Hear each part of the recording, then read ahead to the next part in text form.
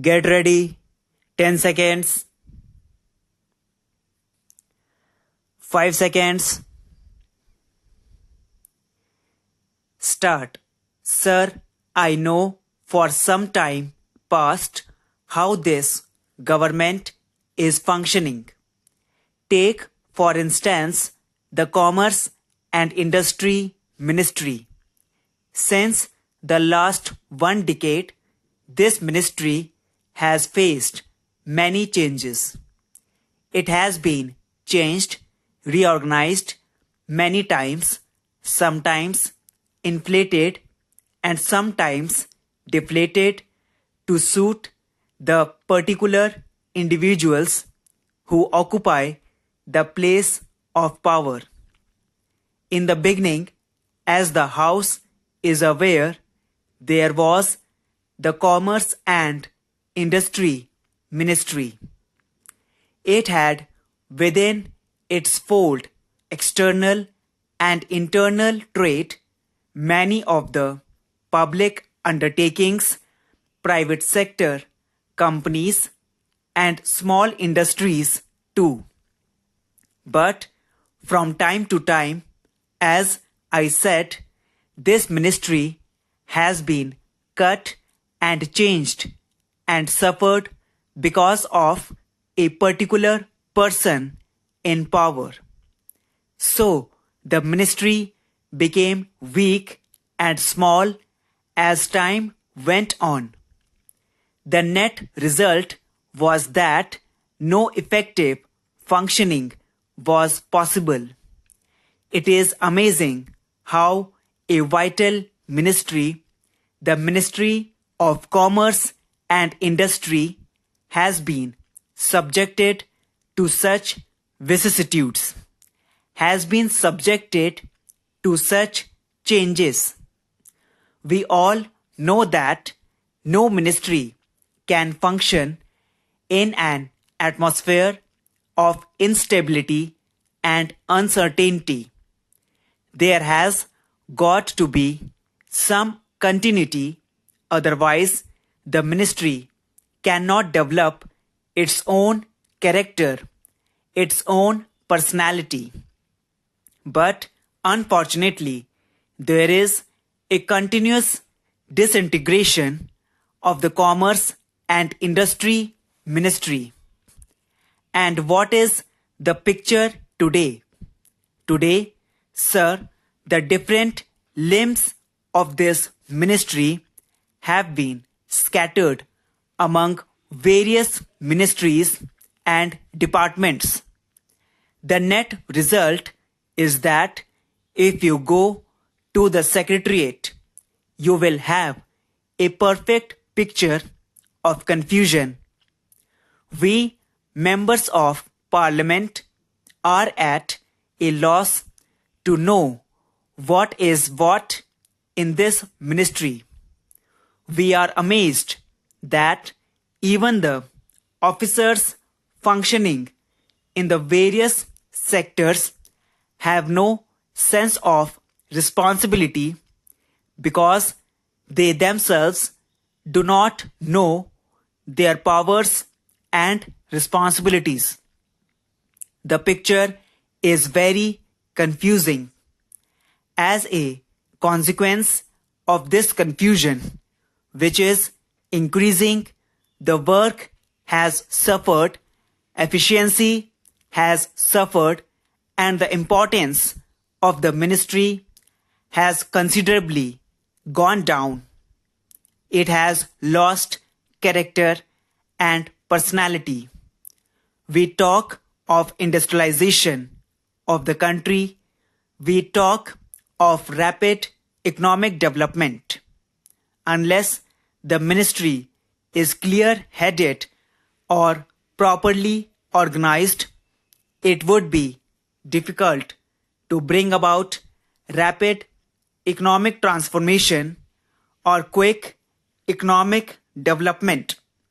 So, my first remark is that the Ministry of Commerce and Industry has to be properly reorganized so that there can be effective functioning. There may be far better coordination and there may be fruitful work. Take for instance the huge number of compliments about licensing.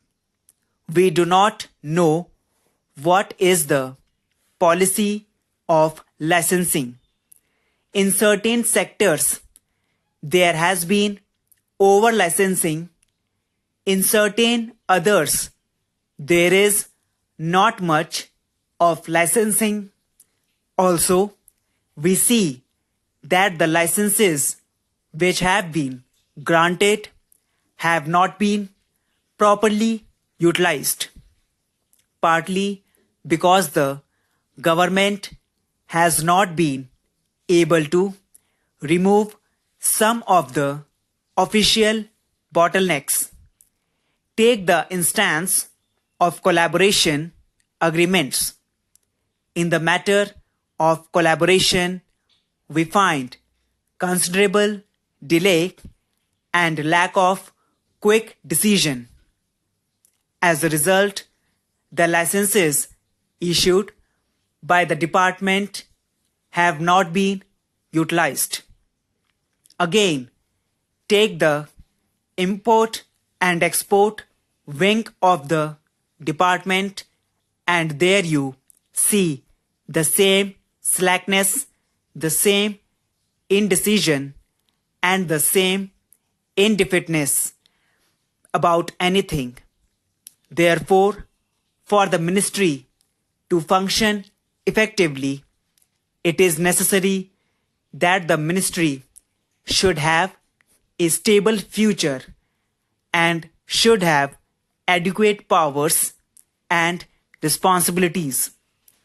No modern country in the world can cut or slash portfolios or ministries without rational basis, but unfortunately here and particularly in this ministry, slashing or cutting has been going on without heed being paid to the needs of development and to the needs of efficiency.